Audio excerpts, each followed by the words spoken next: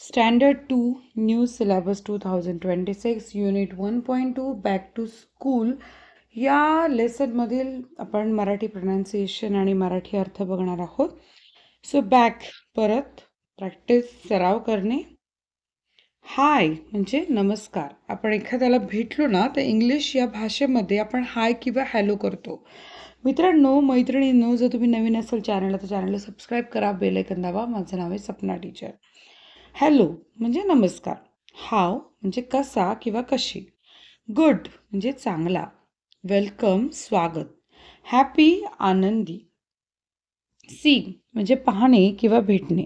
Again म्हणजे पुन्हा. To सुद्धा. डिड म्हणजे केले. हे भूतकाळातील सहाय्यक क्रियापदे डूचं. एन्जॉय म्हणजे आनंद घेणे. समर म्हणजे उन्हाळा. वेकेशन सुट्टी.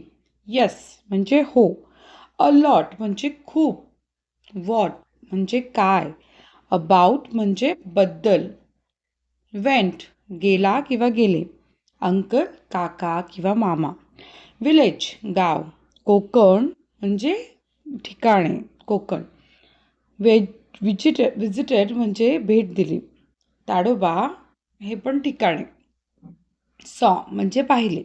टायगर्स म्हणजे वाघ. देअर म्हणजे तिथे. दॅट्स म्हणजे ते आहे. दॅट्सचा अर्थ होतो दॅट इज ते आहे. ग्रेट म्हणजे छान किंवा उत्कृष्ट. लेट्स म्हणजे त्याचा अर्थ होतो चला.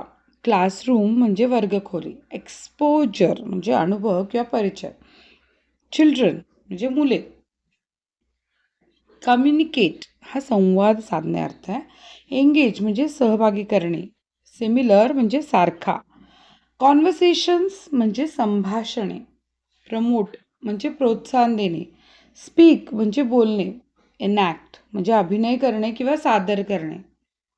तर इथे आपला हा व्हिडिओ संपला आहे. आपण सगळ्या शब्दांची उत्तरं दिली. तरी काही राहिलं असेल तर कमेंट करून सांगू शकता. धन्यवाद.